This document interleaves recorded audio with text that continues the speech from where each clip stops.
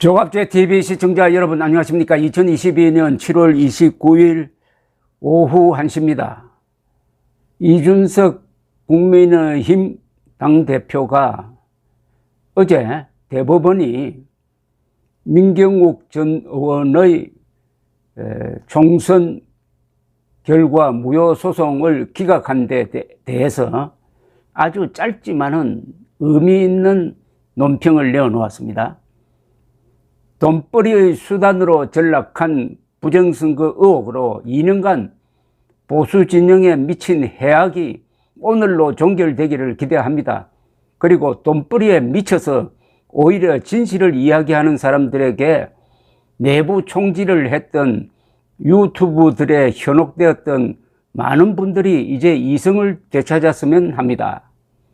항상 남을 지목하고 까내렸지만 당신들이 오히려 보수 몰락을 위해 뛰던 내부 총질러였고 스파이였고 프락지였던 겁니다. 이런 것 하나 초반에 정리하지 못하고 2년을 끌어온 게 보수 진영의 역량이었습니다. 유튜브를 중심으로 만든 당신들만의 우물안 작은 세계 속에서 국가 대소사를 논했으니 연전연패했던 겁니다. 그 연전연패의 과거로 되돌아가지 맙시다. 잘 쓴 글입니다. 이거는 이준석 당대표가 2020년 총선에 출마해서 낙선했습니다. 그럼에도 불구하고 사전투표 개표에 부정이 있었다는 음모론자들의 주장에 가장 강력하게 맞섰던 정치인입니다. 그것이 이준석 당대표 등장의 초석이 되었던 겁니다.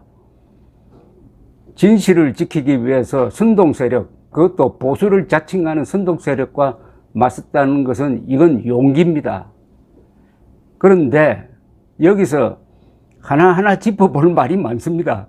요 짧은 글이지만요, 여기에 역사가 담겨 있습니다. 그래서 조금 해설을 해드릴게요. 돈벌이의 수단으로 전락한 부정선거 의혹으로 즉 부정선거 음모론을 펼쳤던 자들, 이들이 결국은 돈벌이 수단으로 거짓을 했다는 겁니다. 이거 정확한 겁니다. 더구나 이 부정선거 음모론 확산에 앞장선 사람 중에서 비극적으로 미래통합당 전 대표 황교안 씨가 거기 앉아 있지 않습니까? 전 국무총리, 전 대통령 권한대행까지 앞장서 가지고 거짓을 했다 이겁니다. 그러니까 보수 진영에 미친 해악이 얼마나 컸겠습니까? 돈벌이에 미쳐서 오히려 진실을 이야기하는 사람들에게 내부 총질을 했던 유튜브들에 현혹되었던 많은 분들이 이제 이성을 되찾았으면 합니다. 저도 처음부터 이거는 황당무계한 거짓말이라고 했더니 저를 공격하는 사람들이 지금까지도 남아 있습니다. 그 사람들 반성해야 합니다.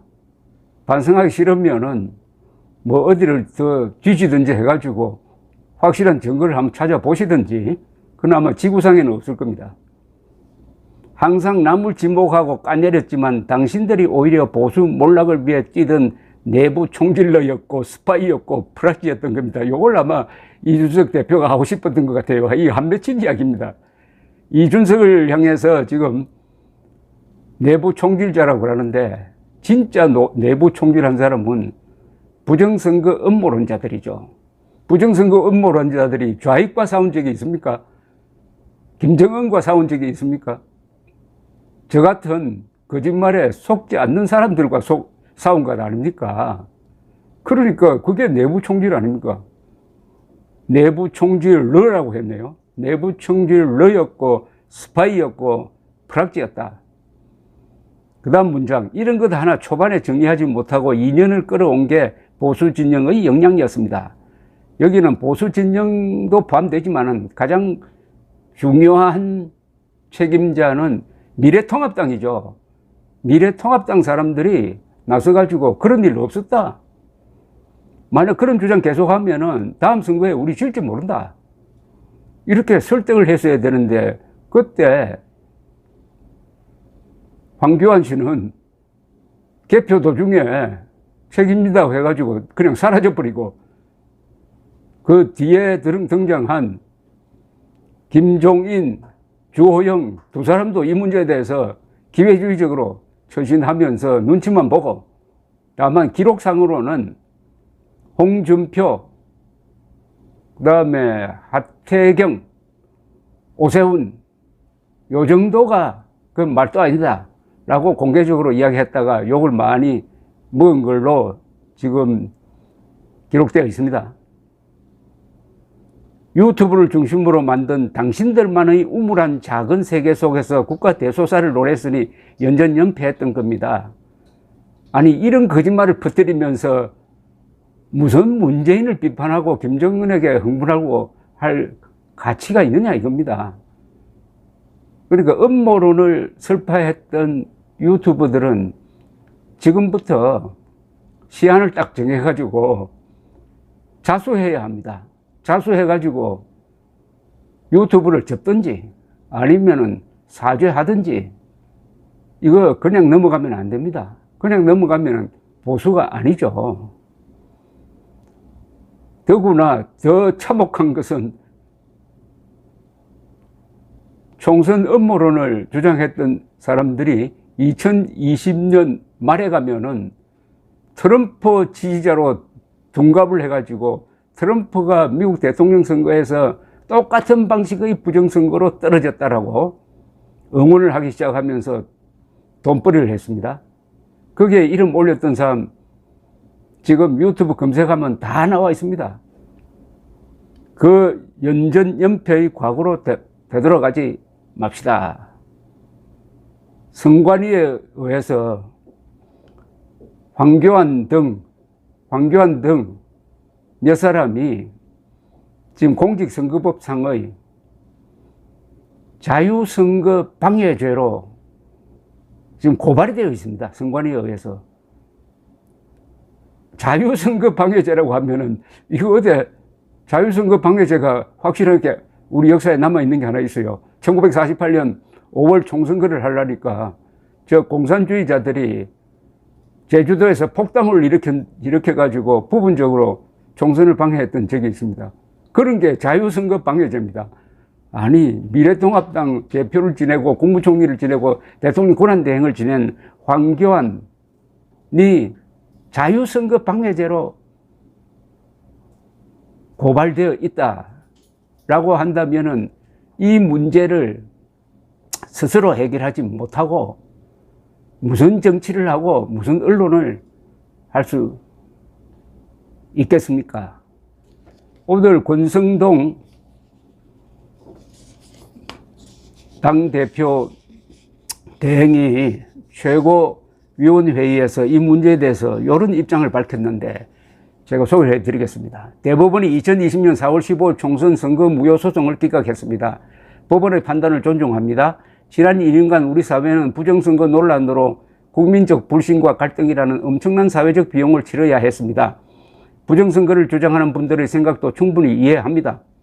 이렇게 이야기하면 안 되죠. 권성동 이 대행이 기회주의자라고 제가 규정하는 이유가 바로 이런 지금 시점에서 이런 이야기를 하면 됩니까? 음모론을 펼친 사람들에 대해서 책임을 물어야 한다든지 우리 당도 잘못했다든지 이렇게 이야기해야 되는데, 부정선거를 주장하는 분들의 생각도 충분히 이해합니다. 거짓말도 충분히 이해합니다. 거짓말에 의한 돈벌이도 충분히 이해합니다. 대국민 사기도 충분히 이해합니다라는 말과 마찬가지 아닙니까?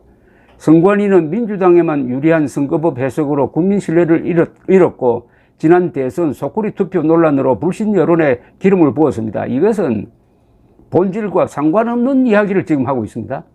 하지만 이제는 누구의 잘잘못을 따지는 소모적 논쟁이 아닌 발전적인 대안을 모색할 때입니다. 누구의 잘잘못을 따지지 말자고요.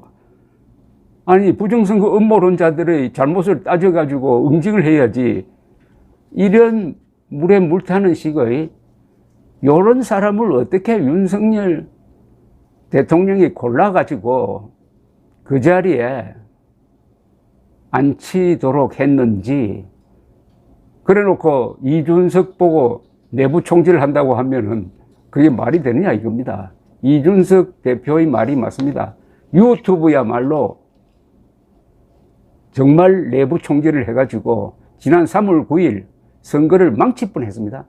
지난 3월 9일 10%포인트 차이로 대선이 예견되었던 윤석열 후보가 떨어질 뻔한 게 바로 부정선거 음모론자들에게 속아가지고 내가 투표해봤자 이거 다 도둑맞는다 해가지고 투표장에 안 나가는 사람들이 얼마나 많았겠습니까?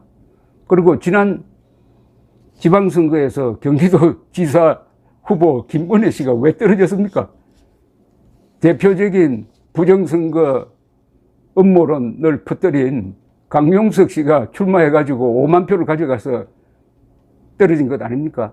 이런 꼴을 당하고도 아직도 권성동 당대표 대행은 부정선거를 주장하는 분들의 생각도 충분히 이해합니다. 누구의 잘잘못을 따지는 소모적 논쟁이 아닌 발전적인 대안을 모색할 때입니다.